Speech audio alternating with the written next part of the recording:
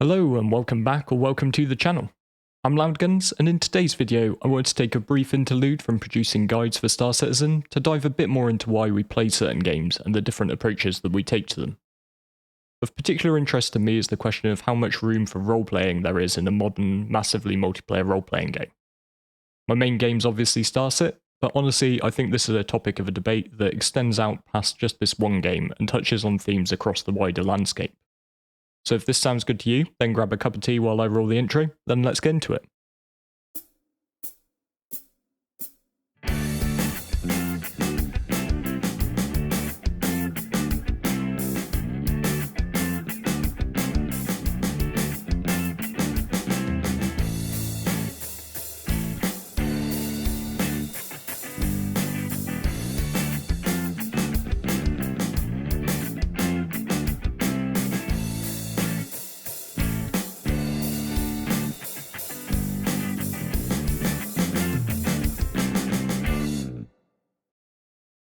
Now of course, as an SC content creator, I have to follow the meta from time to time, so I am going to talk a little bit about Starfield.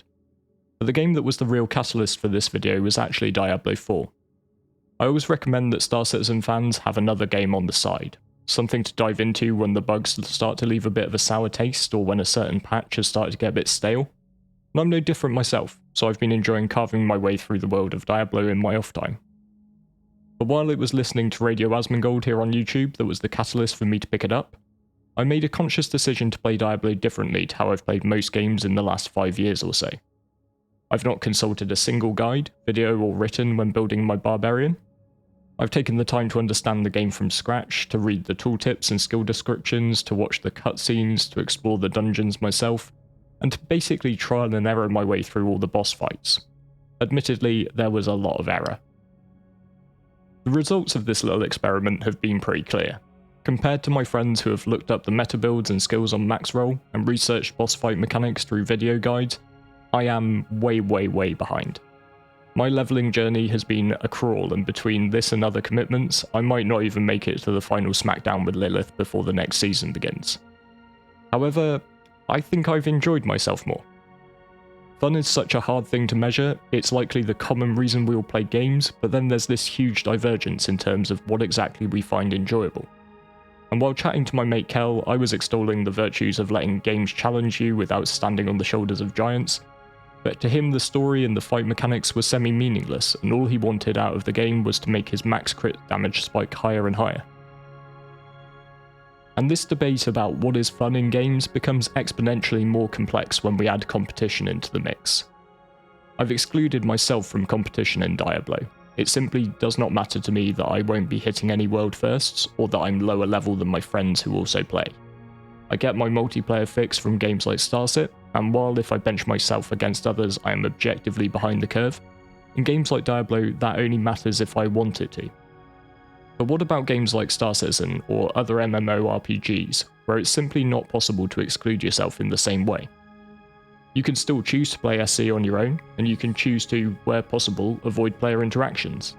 But you can't stop other people choosing to interact with you in an open world. And therefore, if you play an MMO like I've been playing Diablo, you're effectively fighting with one hand tied behind your back. There's so much access to information through YouTube guides, through Discord communities, link in the video description by the way, through websites, through you name it, that you have to reasonably expect that other people will be using and benefiting from these sources.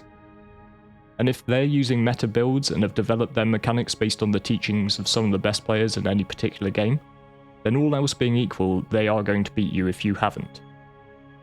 I know that this is going to sound like it's purely a discussion for PvP-minded players, but it really isn't, because if we assume that, like in most MMOs, Star Citizen in the future develops a player marketplace of some form, then if you're PvE focused, then you're still going to be at a serious disadvantage, since the prices of assets that you could buy will reflect players using meta strategies. You can even see a bit of this already in the informal economy that exists between players now. If you want to buy a loot-only item like a railgun as opposed to doing the legwork yourself, then the price you're going to be quoted by global chat will reflect how hard money is to come by for the average player. And they're not going to make any exceptions for you if you're not necessarily keeping up with the meta and making as much as other people. This dynamic becomes even more telling if we factor some form of territorial control into our thinking. This is where the military and industrial aspects of a game like SC merge, and in order to hit the highest earning potential, your org may need to control a certain area of space. If your military wing isn't adopting the most effective strategies, then your chances of winning the fight for control decrease. And if your industrial wing isn't employing the strongest min-max techniques, then you're going to need to hold that spot for a lot more time to extract the max resources from it. If we look at any game which includes an element of base building in a PvP environment, then this spirals even further. I'm a bit of a survival game junkie, and have more hours than I care to admit in games like Ark, Atlas, Last Oasis and Space Engineers. And wherever we find any form of building, we see function trump form. The primary goal of base building becomes defense. You don't get any points for style if someone can waltz in and flatten your homestead at a moment's notice. If you go and play Ark on an official PvP server, you won't find any architectural wonders. You'll find blocky metal boxes within boxes within boxes, taking on a hedgehog-like aspect with turrets crammed in just about wherever they fit.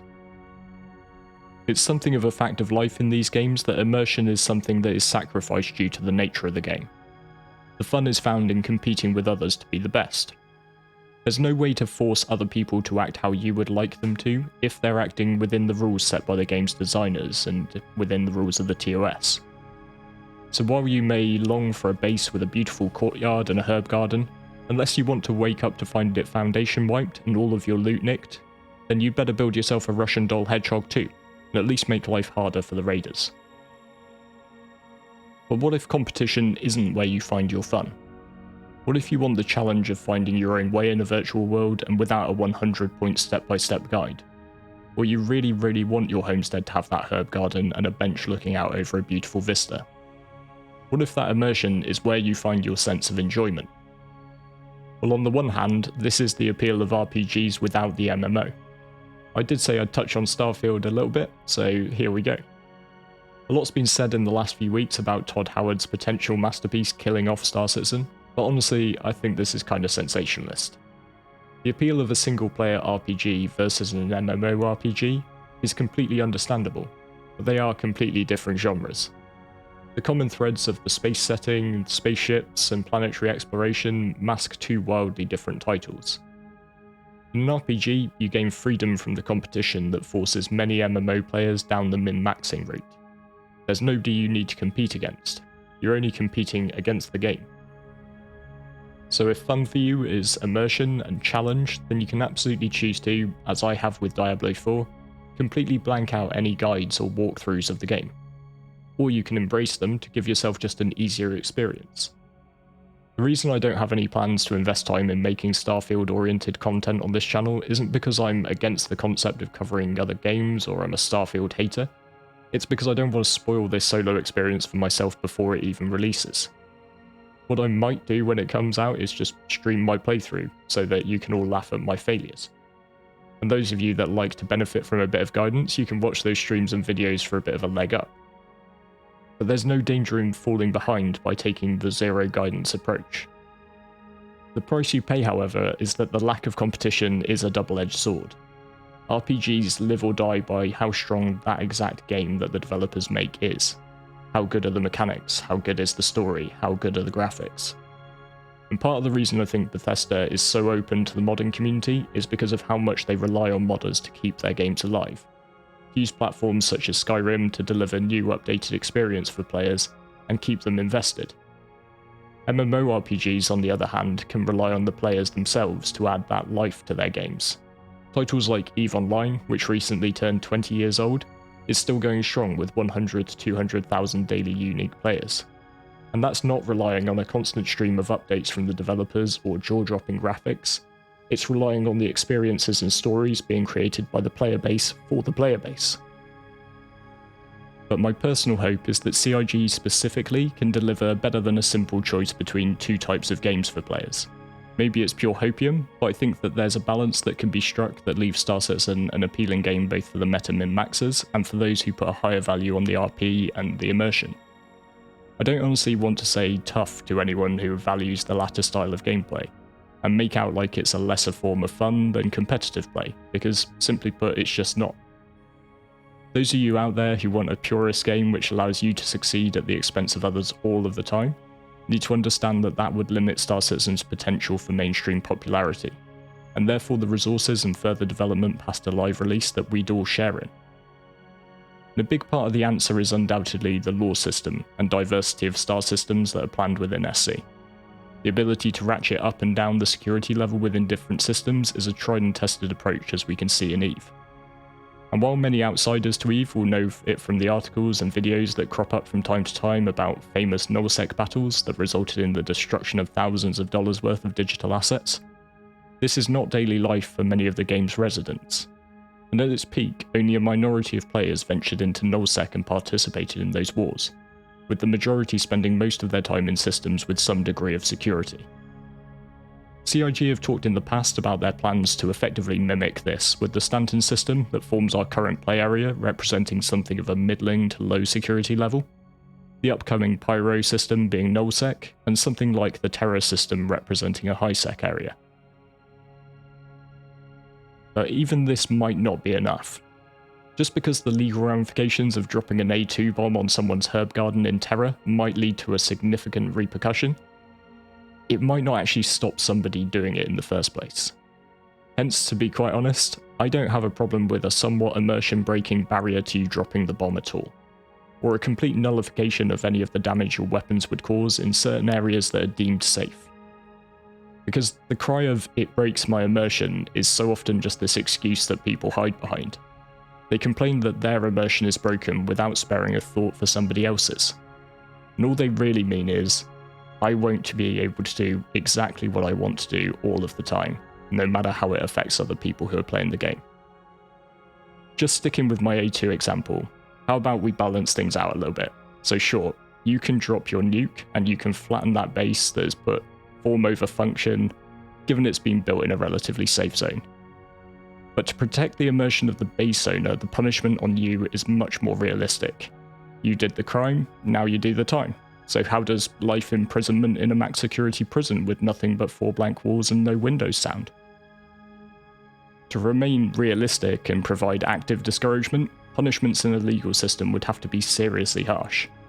And where does that leave the new player who just makes a mistake and discharges their weapons by accident in the wrong area, or mistakes another actual player for an NPC, say?